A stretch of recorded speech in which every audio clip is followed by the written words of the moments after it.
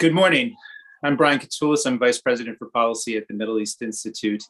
I'm really pleased and enthused to introduce a special program this morning marking the formal launch of MEI's Climate and Water Program.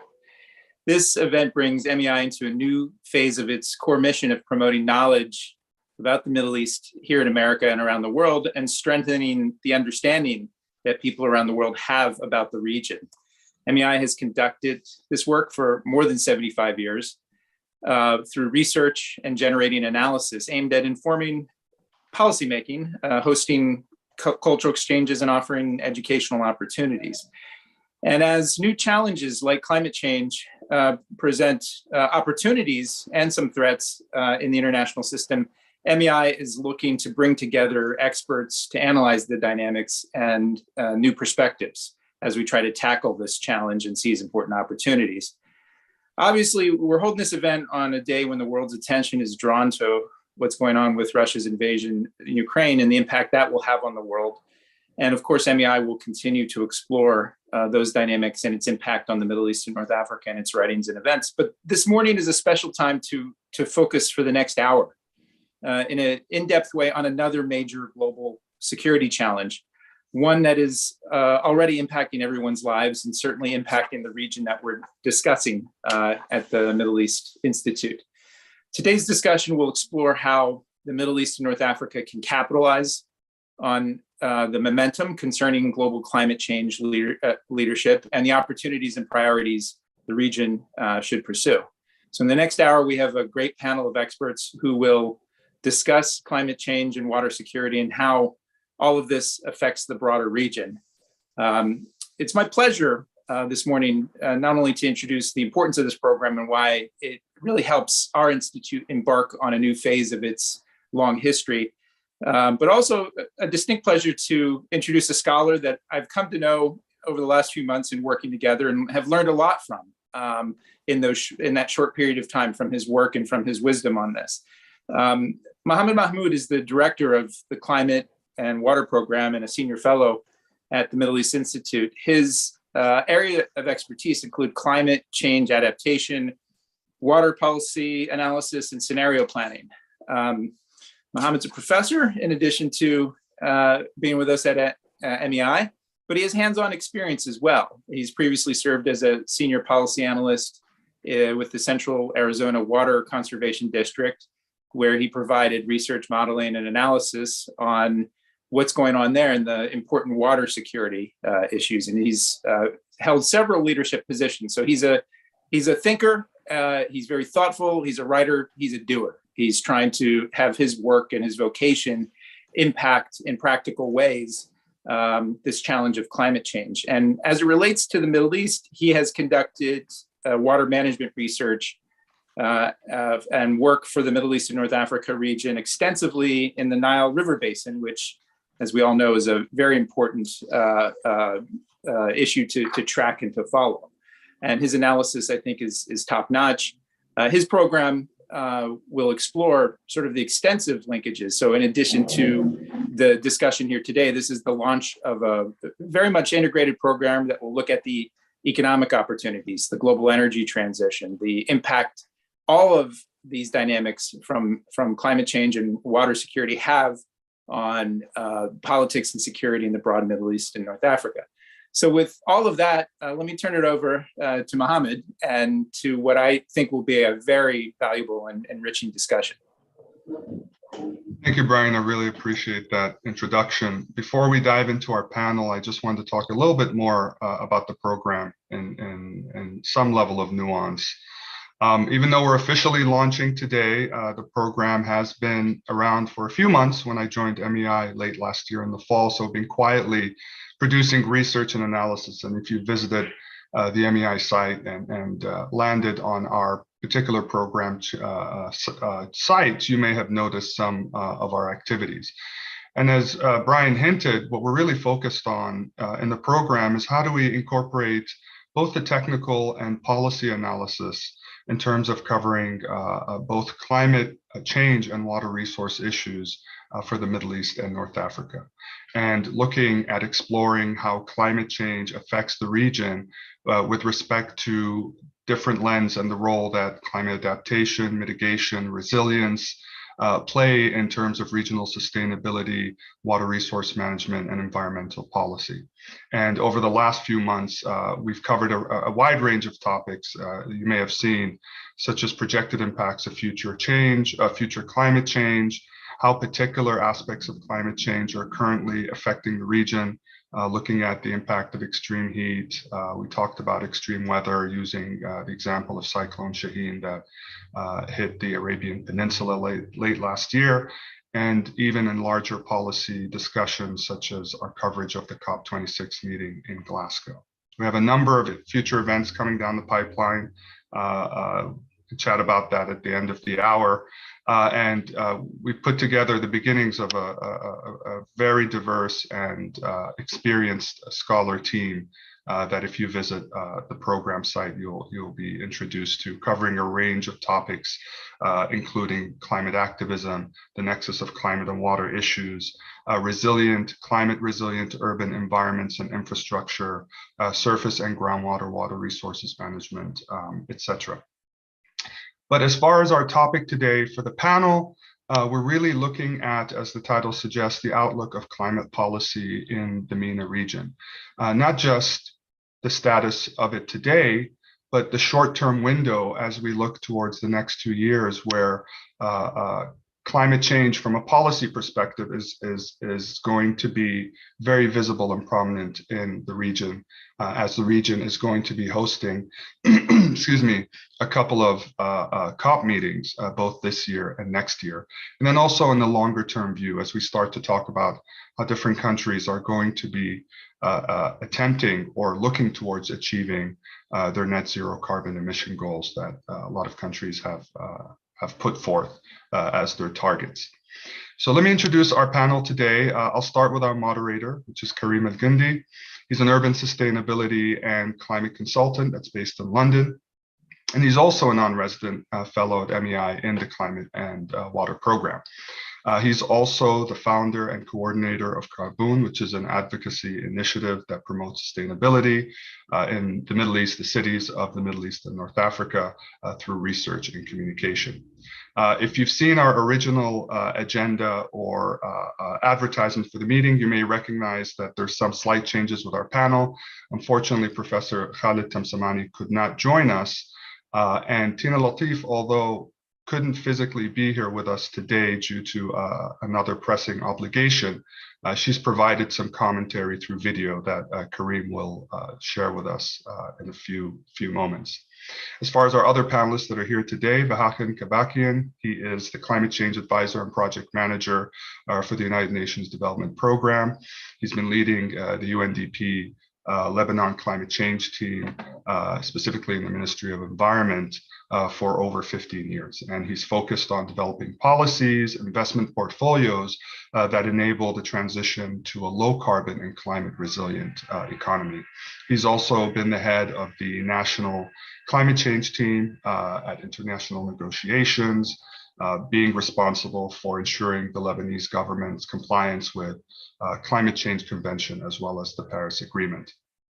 And then we have Hadra Khamlichi. She's an environment and sustainable development expert with over 11 years experience as industrial wastewater and environmental manager at the utilities company in Tangier City in Morocco. She's also president and co-founder of the Mediterranean Youth Climate Network, which includes NGOs and youth movements that work in climate action and sustainability development. And she's also a board member of the the Moroccan Alliance for Climate and Sustainable Development. So with that, I'll pass it to Karim, who'll kick off the panel and the discussion that we're putting forth today. Thank you, Mohammed, for the introduction, and thanks to our esteemed panelists and for all who have joined us today. Good morning, good afternoon, and good evening, wherever you are.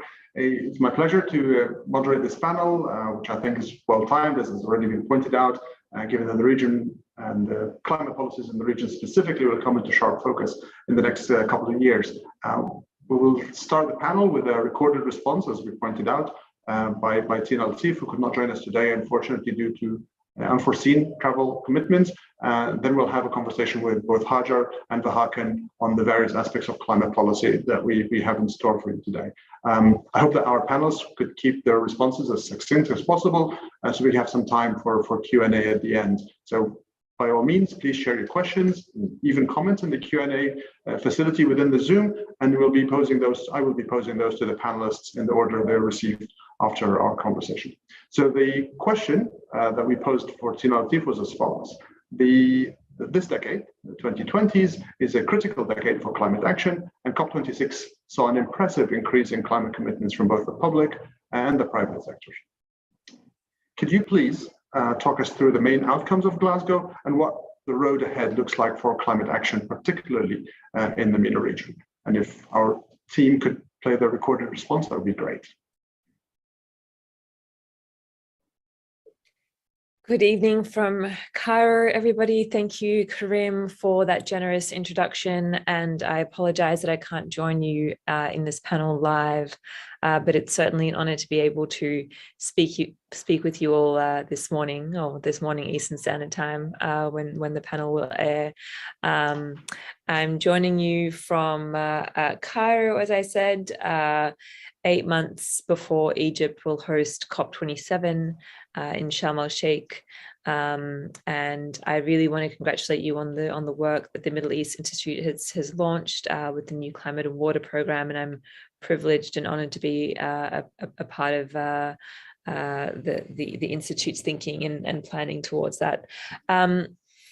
To give an overview of my thoughts on what came out of Glasgow and where we are heading, I think to me, the next 8 months are filled with promise and with challenge.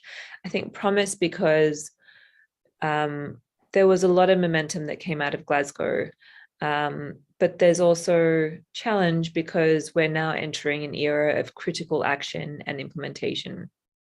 Glasgow, I think, was a really historic COP, and I personally left feeling extremely optimistic, and also feeling like we've entered what I think is a new era of climate diplomacy. And there are several reasons that I think that. So first, we came out of Glasgow with 90% of the world's economy now under some kind of net zero pledge. So I think COP26 firmly established net zero as the new international objective. But more than that, I think the fact that we were able to do this and that we were able to sort of get really ambitious pledges is really a big win for the Paris Agreement's theory of change, which essentially I think is based on peer pressure and this ratchet up mechanism where every country is expected to submit new and more ambitious pledges every 5 years. And I think the net zero announcements that we saw came largely as a result of countries wanting to be on the frontier of climate action and take advantage of the opportunities that come with the new net zero paradigm. Although, of course, in some situations, sticks have helped. For instance, the European Union's proposed carbon adjustment mechanism appears to have influenced various different policies, including Russia's. But second, I think what I'm also really excited about is that alongside these pledges came a series of commitments, both bilateral, plurilateral, and multilateral on a number of key fronts. And in Glasgow, there was a push like I'd never seen before on so many fronts, with private industry, with financiers, with these almost coalitions of the willing that we've sort of dubbed, showing what I think is a new stage in diplomacy. So to give you some examples, the US and the European Union negotiated the world's first trade agreement on steel and aluminium that would incorporate carbon intensity. The World Economic Forum announced the First Movers Coalition, where companies in hard-to-abate sectors will commit to purchasing lower carbon alternatives, and in that way help grow these markets. And there was, of course, also the Global Methane Pledge, which set a very ambitious target to curb methane emissions by 30% by 2030. So to me, I feel this is a really exciting and new era of climate diplomacy that's shifting towards these coalitions of the willing. And if you need further proof of this, the new German Chancellor has explicitly said that he'll use Germany's chairmanship of the G7 this year to push for an international climate club, with the G7 as a nucleus that pushes for greater climate ambition and imposes costs on countries that don't meet those standards. So as we look ahead, I think there can be no doubt that we came out of Glasgow with a lot of momentum, but to come back to my original point, around the challenge, this momentum frankly means nothing if we don't now move on to implementation, and if we don't in particular look at the issues that face the South. And I think this is very much what the focus of the upcoming COP27 conference is. Egypt has made very clear that they are going to prioritize the closing of the negotiations around the global goal and adaptation, and that this is very much going to be an Africa COP, which focuses on the importance of adaptation, resilience, and capacity building. So our job, I think, on the road to Sharm el-Sheikh, and then of course to Abu Dhabi in 2023 for COP28, is to begin turning these pledges, these promises, into action. And to be clear, I think that starts, of course, with ensuring that developed countries are making every effort that they can to fulfill the $100 billion goal that was committed to in Copenhagen. But more than that, I think as a world and as a global economy, it's paramount that we start prioritizing the work to identify the new post-2025 climate finance goal and the need to align, the trillions, not just the billions, but the trillions in the global economy with the goals of the Paris Agreement, and focusing both equally on the importance of mitigation and adaptation. When the UAE hosts COP28 in 2023, that COP will be tasked with delivering the first global stocktake, which is a key landmark under the Paris Agreement. And the fundamental objective there is to assess the current state of ambition and inform the trajectory of future ambition. But I think coming out of Glasgow and looking at the sentiment that at least I'm seeing within the negotiations, I think what's clear is that even in the face of the climate threat, and even with the realities of it facing us every day, the ambition that we're seeing tells us that there is enormous potential to build a better world for all. I think the case is clear. Cleaner and more efficient energy technologies and climate smart agriculture and biodiversity conversation will lead to the creation of more jobs, of greater innovation, of improved human health, of cleaner air, and of future economic prosperity for all. And this really, I think, is what the focus needs to be moving ahead. And the idea of inclusivity and mobilizing all actors towards addressing the global climate challenge, and working with everybody in an inclusive manner, meeting them where they are, to reinforce the compelling case that I see for climate investment. Thank you so much for having me. I think I've gone a little bit over time. Again, thank you for allowing me to participate, and I wish you all the best for the rest of the discussions. And I'm very excited for the work that the Middle East Institute is leading here. Thank you. Thanks to Tina for sending her response from Cairo and for providing some of those scene-setting comments. We appreciate her insights and obviously contribution. Vahakan and Hajar, once again, it's a pleasure to have you here. Let's set the scene at the regional scale here and understand the state of play and also the ambition within the MENA region. So just ahead of COP26, we had a flurry of climate announcements coming from the region.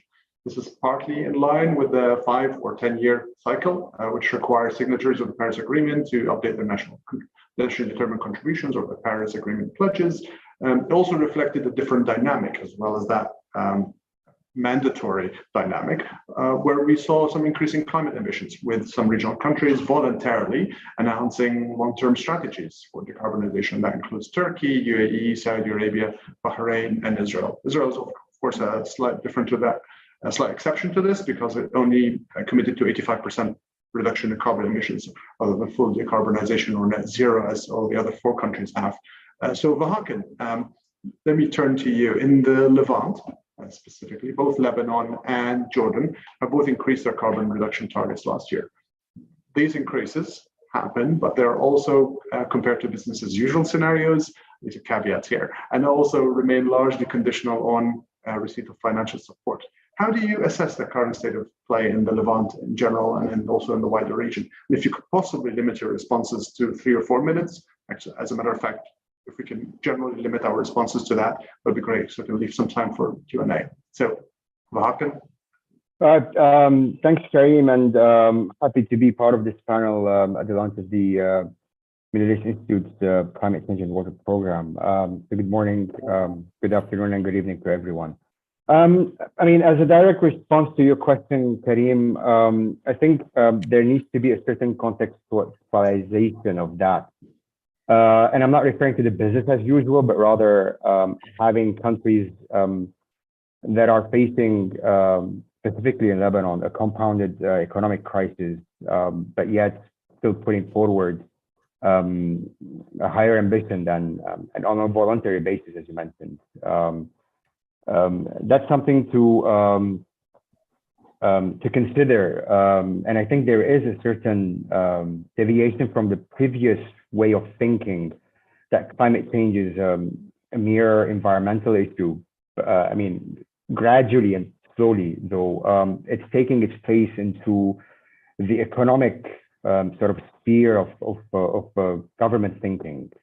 Today, Lebanon, for example, imports 95% of its resources for electricity generation, and you know, now when it's hit by an economic crisis and there's no foreign currency available, one of the ways to look forward is to, you know, to have that renewable and then subsequent or resulting emission reduction targets updated, just to indicate or to give a more serious consideration to that. So from one perspective, that's which was something actually mentioned as well in Lebanon's commitment, that this is more of a economic recovery, but green recovery, not necessarily from COVID, but from the economic crisis that Lebanon is undergoing currently. In general, this is more or less across the region. If you want me to just limit for Lebanon and Jordan, Jordan also does have electricity issues, although now they're exporting it to Lebanon. But just to look at it from a different perspective, integrating the grid, for example, would allow for more regional integration, including renewables. So that would support such higher ambition coming from the region. But in general, again, I'll point out that you know, the region is not a major contributor to climate change, even historically, but are very much receiver of climate impact. And for the first time, the updated NDCs included what we refer to as adaptation communication, which also brings a higher emphasis on the adaptation side of the story. So it is an opportunity for countries to show that we're ready. We want to take a step forward, have a higher ambition with, you know, different natural circumstances. But we're also bringing in the adaptation side. Wasn't very much clear in the initial NDCs, which were tabled back in during the Paris Agreement era in 2015, or at least weren't clearly stated in there in terms of clarity. So 2 important points: economic related, economic recovery, and also pushing forward the adaptation, indicating we need adaptation, but we're also ready to take some action to play our role in this fight against climate change. Great, thank you so much. So the region is doing well. given the circumstances. At least the Levant is doing well, those two countries. So turn to Hajar for this one. Hajar, the Maghreb has historically included two countries with the most ambitious aspirations for climate change mitigation. This is Morocco and Tunisia. At least that used to be the case until last year. And many were quite proud, as a matter of fact, to see Morocco's climate plans being rated as one of very few climate plans that were compliant with the Paris Agreement's goals. So in light of the recent commitments to climate action across the region, how do you assess the state of climate action in the region? Does it still provide a role model for others, or has that moved on to other parts of the region, say the Gulf, for example?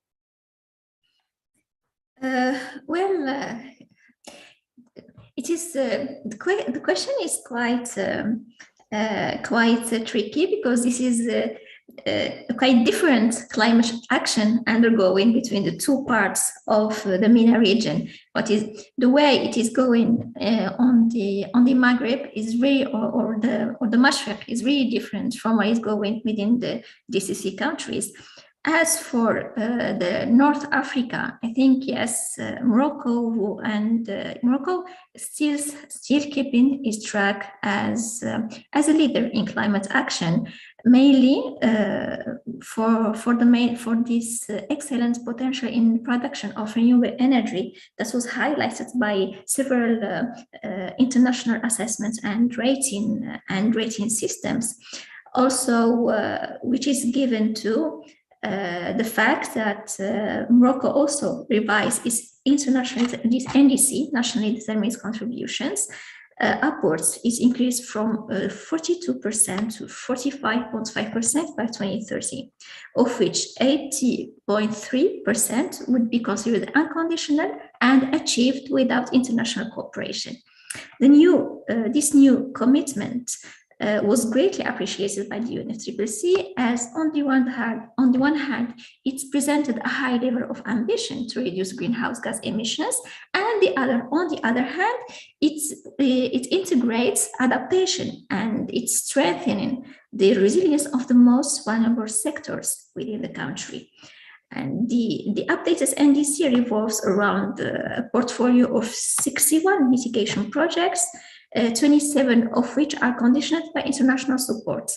But these projects cover 7 sectors, namely energy, which mainly electricity production, industry, including phosphate and cement production, as 2 new subsectors that was existing before, housing and construction, transport, waste, agriculture, land management, and forestry.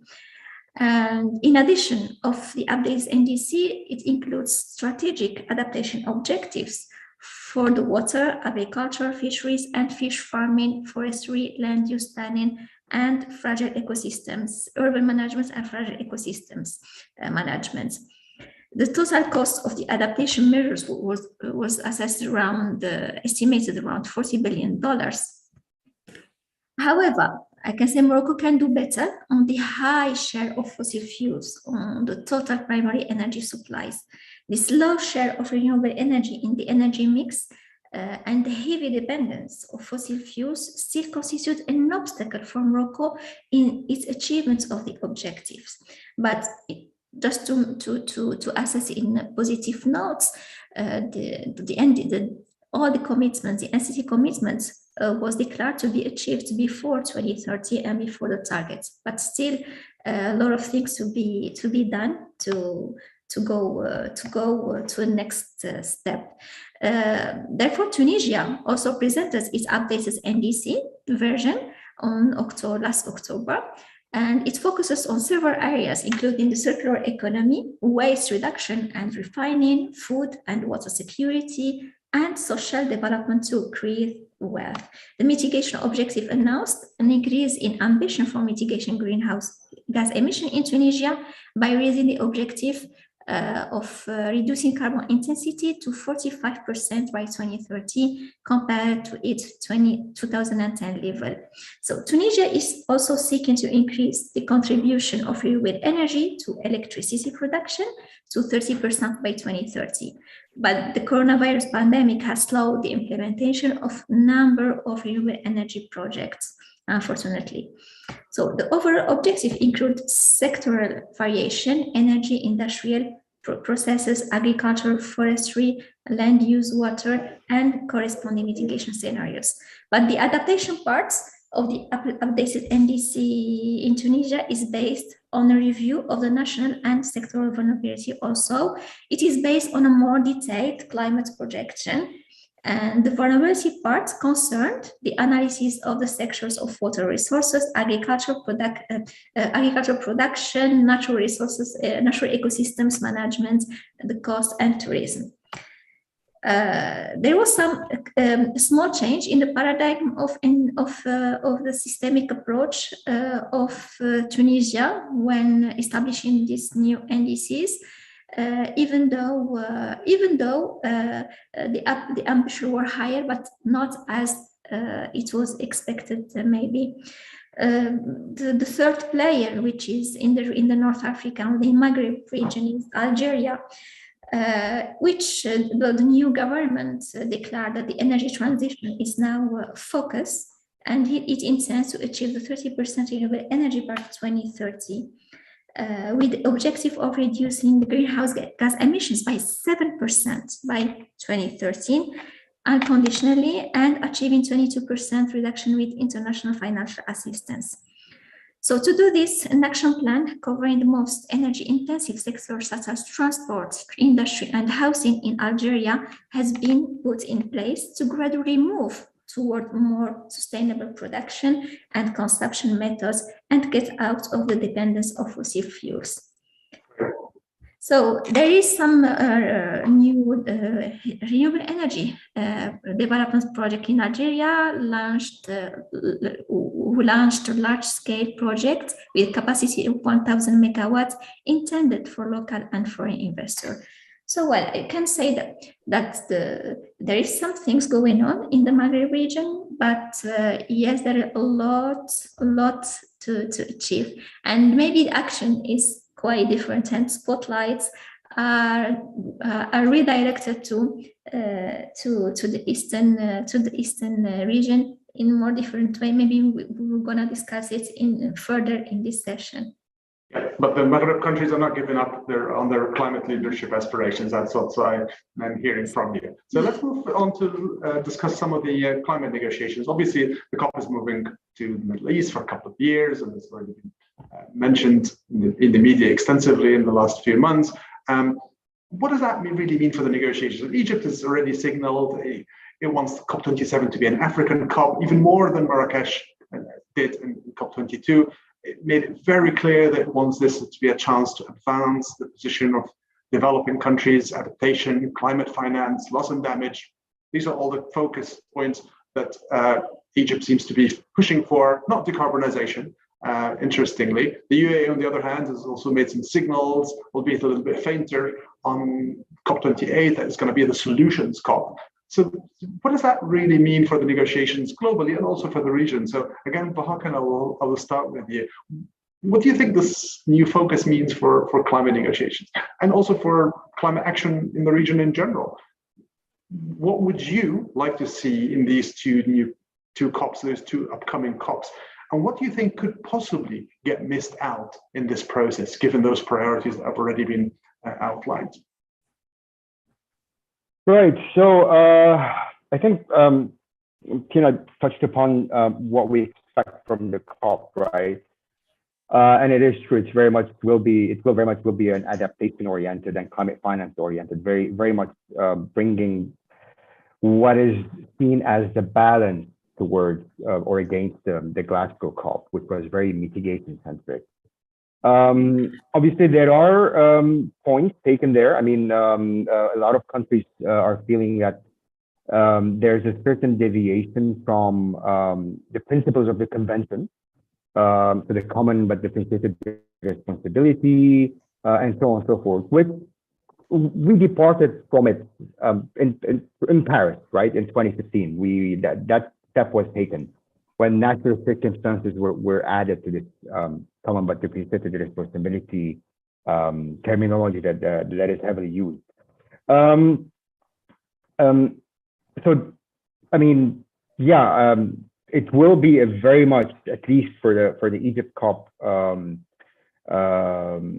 adaptation, climate finance, and bringing back a certain balance on the table without losing the urgency of mitigation requirements. For UAE, I would assume it would take a bit. It would be a bit more closer to what we witnessed in Doha in 2012. So it was very much an economic diversification, but much stronger. I mean, there's as you mentioned, there are net zero targets coming from GCC now, though not for the same years, 2050, 2060. That push would continue in UAE. We still have a call for higher ambition for the Egyptian COP, and I assume that would continue all the way to the global stocktake, which is which needs to happen in 2023. So those would be the major, if you want, items to keep an eye on. I'm not sure what would be missed. I would probably still look at loss and damage being something that would continuously being put aside for the time being, under the pretext probably that we need to. I mean, if you look at the climate system, what we have emitted so far, the impact will be felt up to 2040. So the quicker we reduce from now to 2040. The benefit we will see the benefit after 2040. So it's very much now, let's reduce as much as possible and prepare for adaptation as much as possible so that loss and damage somehow becomes less of an issue, which, I mean, it will be a major issue, but a lesser of an issue if you want. So probably that will be the broader lines of discussions and how things will play out in the coming 2 years during the COP. That's great. Thanks, Hakan. So, Hajar, I'm going to turn to you with a question of civil society participation here, given your experience. Much of the coverage in the media on the upcoming 2 COPs, specifically on Egypt, was very concerned about the extent of civil society participation, despite Egyptian assurances that civil society will be participating as per the usual COP arrangements. But that hasn't really taken the wind out of the sails of all this media coverage. What would you like to see during those next 2 COPs in terms of civil society participation, given the state of civil society itself within the region? Well, to understand that, let's talk just a few seconds about what happened in Glasgow at the COP26, as when UK government insisted on organizing the COP26 in the middle of pandemic, in the context of vaccine inequality, and what was considered or expected to be the most inclusive COP turned out to be one of the most exclusionary UN climate talks in recent years. So it will be remembered as one that restricted the meaningful participation of civil society, and this cannot be a precedent for future COPs. So it just starts. We are starting now another type of COPs. While political commitments failed in Glasgow, people will hold leaders accountable and keep the pressure on to ensure that the African COP in Sharm el-Sheikh in Cairo delivers justice to the most vulnerable people or the global south. So during this next COP, the participation of activists and low-income country delegates risks being restricted again, because civil society groups hope the summit, which is expected to spotlight adaptation, resilience, can give a voice to millions of Africans on the front line of climate crisis. But the high accommodation costs and concerns over Egypt's human rights record threatens diverse participation. So COP26 was an expensive COP for civil society, and we knew restrictive, the civil society space was shrinked for dialogues, for attending the meetings, for several reasons. So personally, I would like to see a strong participation of the Global South CSOs, which can be fostered and funded to ensure inclusivity over the challenges. more space for civil society, more discussion, and to foster this participation and promote it, because we know that there is no successful COP without inclusion of different stakeholders and civil society, the regional one and the most vulnerable ones needs to be prioritized. So we will really need to have open dialogues, to be more present in the negotiations and to access information, besides, of course, the freedom to organize climate march, manifestations, etc. So we did suffered at last COP26, and it had nothing to do with the COP15, COP21 in Paris, or 22 in Marrakesh, or either 23 in Bonn, who were more inclusive and with an open space for civil society. So really, we really wish for the two presidencies, the Egyptian presidency and the Emirates one, to have this high in their agenda. Thank you, Hajar. Okay, so let's shift gears a little bit and move on to long-term prospects for the region. Climate action in the region and climate policies in general have been on the up in recent months and years. That's without doubt, and that has been driven by growing awareness of climate issues across the region, recognition of these impacts, the cascading impacts of climate change, and also the emergence of climate diplomacy. So, Hajar, I'll ask you on that. What do you think the long-term prospects of climate action in the region are in terms of both ambition and implementation? Are we going to see more climate ambition in the region? Are these ambitions going to be implemented ultimately in full as they are envisioned today in 2022? Well, the MENA region is going through structural change. Certainly, it differs from one sub-region to another. In particular, Maghreb, Mashraq countries, I'm going to say this again, are experiencing a different trend from the GCC countries, but there is a positive trend, although not general in all the countries of the region for political, economical, and security reasons.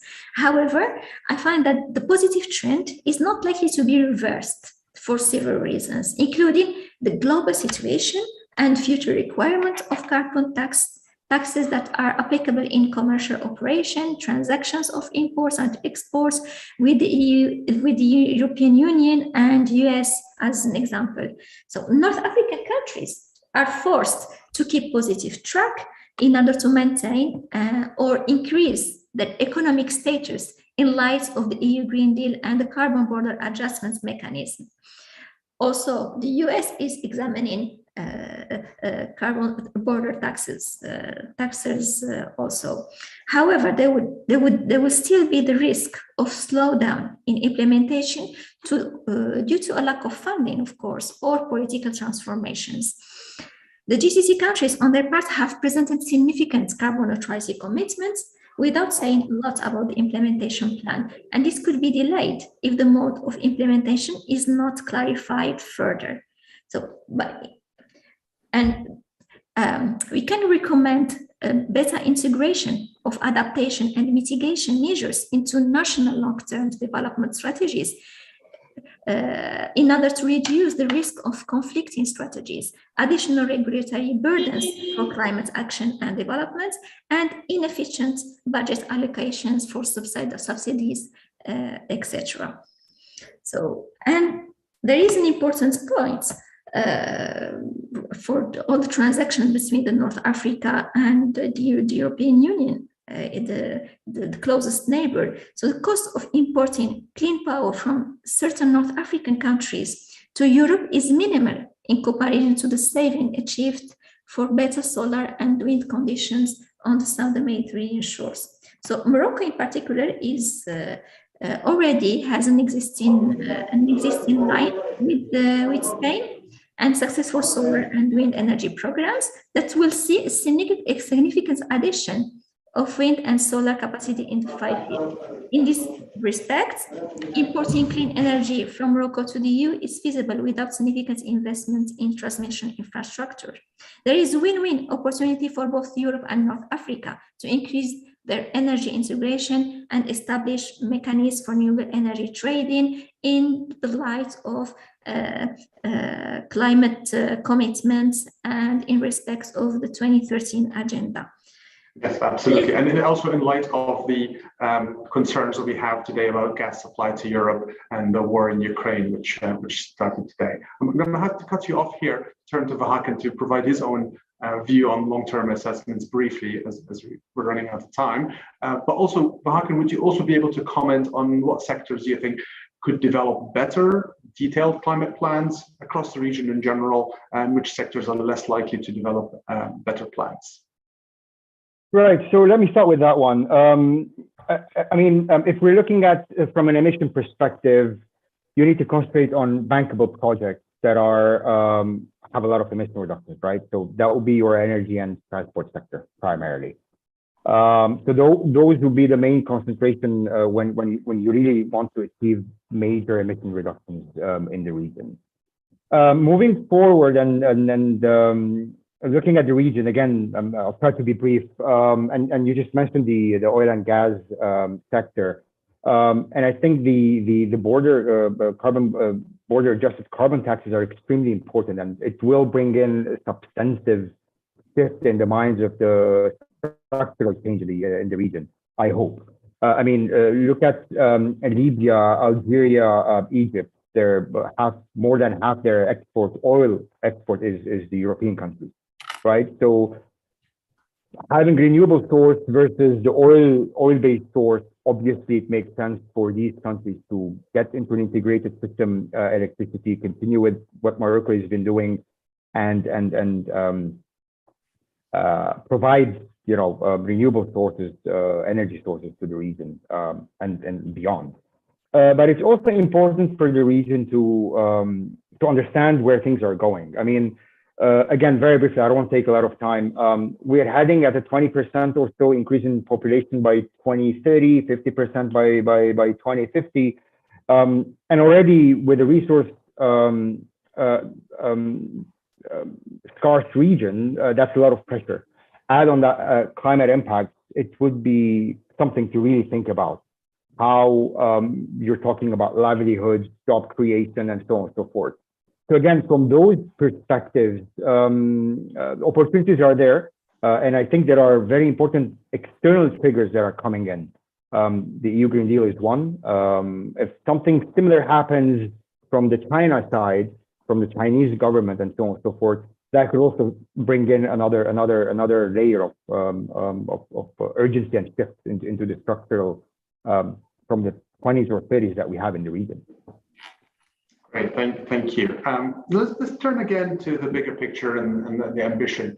None of the 5 regional countries, MENA countries, if you include Turkey into that, has announced details of their zero carbon aspirations by mid-century. They vary 2053, 2060, 2050, but none of them have provided enough details on how they plan to achieve those goals. And I have a question for both of you, perhaps, Hajar and Vahakan. Why do you think this is the case? Is it too early to ask this question? Is it unfair of us to single them out as why they haven't provided enough details only less than a year after they've announced this commitment? Or are there actually structural challenges, like these plans are dependent on future technologies that don't exist yet, for example, that prevent such roadmaps from becoming detailed enough, or prevent the development of a detailed roadmap at this stage? So what do you think is behind this?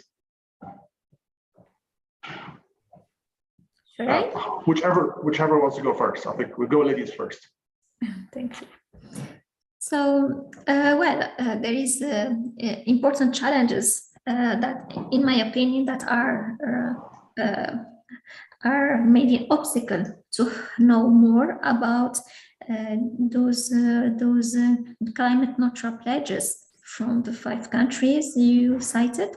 So, because much of the plans are around, for example, Saudi Arabia from circular carbon economy, where harder carbons would be either recycled, removed, or used, and achieving that goal would require a major scaling up of carbon capture capacities.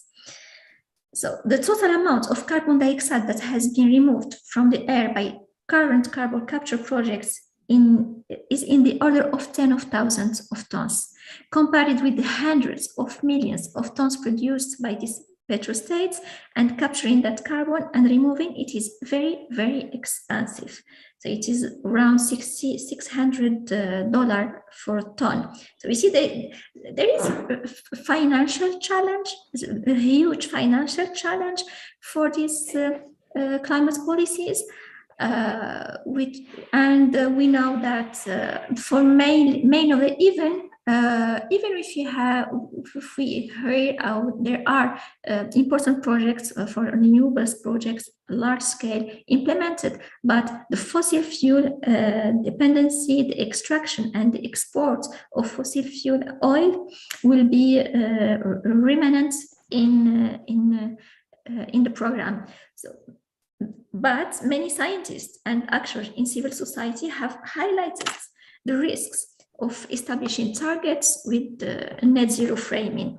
Emissions removals from ecosystem-based approach are limited, and many technological approaches are either non-existent or risky, with high uncertainty of whether or to what extent they can contribute towards meeting the global 1.5 temperature targets. So net zero targets are also problematic in that they may encourage delays if the targets are not rooted in reaching zero emissions as quickly as possible, and some countries and non-state actors may consider meeting net zero targets with carbon offsets, which is where we see our cases, but this involves significant risk if this offset lack environmental integrity and additionality. For all these reasons, countries and non-state actors should aim first to reduce emissions to as close as zero as possible across all emission sources. However, while stopping emissions is imperative, some emissions that cannot possibly be avoided will need to be removed from the atmosphere. But these removals should be achieved mainly through the protection and restoration of biodiverse ecosystems, while safeguarding rights, including the rights of local people and indigenous communities, and all these approaches to minimize the risks and offer numerous co-benefits unavailable through other carbon removal approaches. So governments and non-state actors must communicate uncertainties and the degree to which they rely on negative emission in a clear and transparent way. I think this is really crucial for us to have a clear vision and to navigate safely within the climate action in the region. Yeah, thank you, Hajar. I think at $600 per ton, I think we will need about 20% of the global GDP to get half of the emissions into the ground every year. So that's pretty expensive. But I've got you down as an opponent of CCE now, so watch out for that. So Hajar, do you have anything to add on this as well? Yeah, very much so. I mean, net zero policies or any policy, it's usually an aspirational goal. We want to make sure that in 2050, 2060, or whatever the country is on a net zero path. And that's usually taken at the political level. So that's the decision taken. And then the signal is then channeled towards each sector, each ministry, each relevant department to develop. And then we're looking at 30 or 40 years down the line, right? So to develop policies and strategies that are aligning with that net zero objective. So if you look at it from that perspective, obviously you will not have all the details carved out when you actually put a policy in place and say, this is where we want to be in 2050. It's like just saying, I want to build a house, and then you contact an architect and say, please design the house. But then you might have what type of a house you want, and then expect the architect to give you the details of that design. So if you just try to compare that to when you're willing to build a house, it might make a bit more sense, not necessarily having all the details in place, but at least having a vision. Great. I think we're running out of time, so we'll move very quickly to the Q&A. We've received quite a bit of questions here, so we will limit the answers to 1 minute. So if you find it in you to answer the question in 1 minute, please volunteer for that. So first question is from Pietro Gagliardi, and I think says, what role can young people in the MENA region play on climate action, especially in the context of the COP in Egypt and UAE? How is the role affected by challenges in civic space in the region? I think we kind of alluded to that question, but we can respond in 1 minute if there is a response. Yes. The role of the youth in climate action is is not subject to discussion anymore. The youth are at forefront in climate action worldwide, and in the region they are very active also.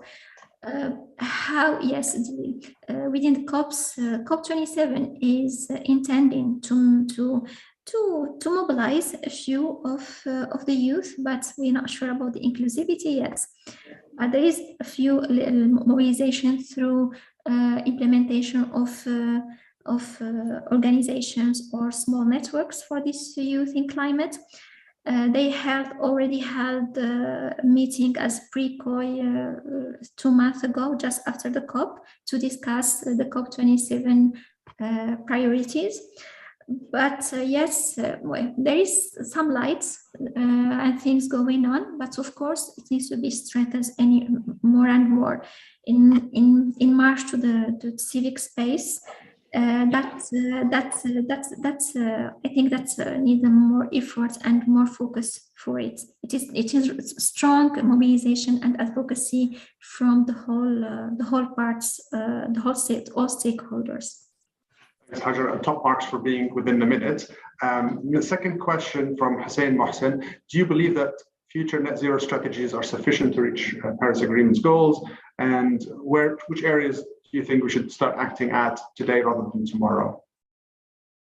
Hakan, do you want to take this? Definitely energy is a priority because that's the major emitter globally. And we shouldn't only look at national emissions, but try to get into what we call international bunkers into the game. So aviation and maritime shipping and so on and so forth. Net zero might not be enough. So that's why there are a lot of calls for negative emission countries. I mean, just go below what you were emitting. Just become a thing so that the impact is less and less and less going forward. But at least if we could start with net zero 2050, that's already something remarkable to achieve. Thank you. Next question from Duncan Fraser: how much will the global infrastructure gap, as it applies to the MENA region, be made worse by additional need for climate change resilience and adaptation requirements? I think that's a very good question. Don't think it can be answered in a minute, but we'll give it a try if any of you is willing to take that one on.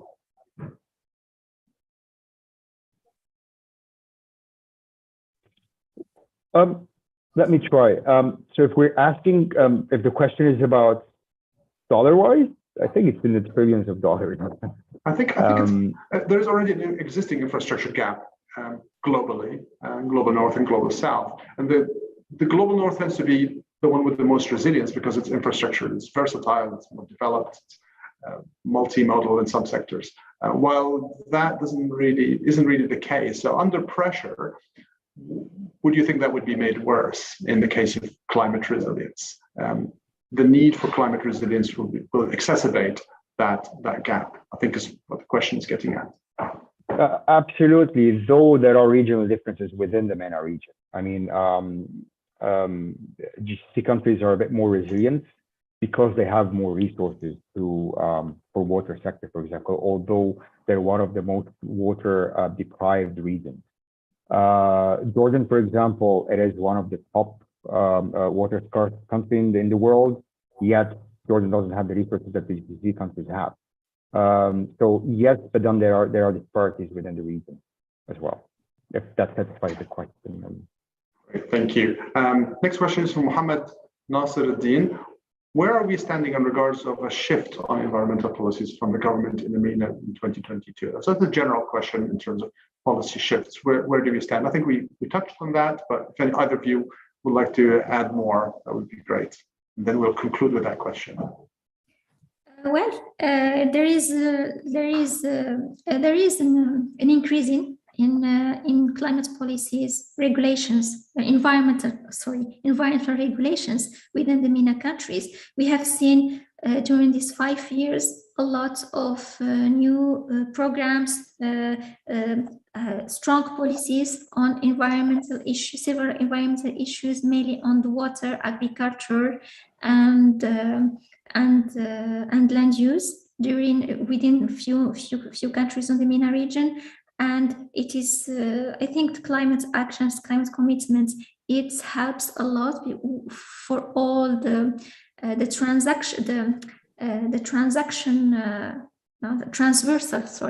transversal nature of all environmental issues with climate issue.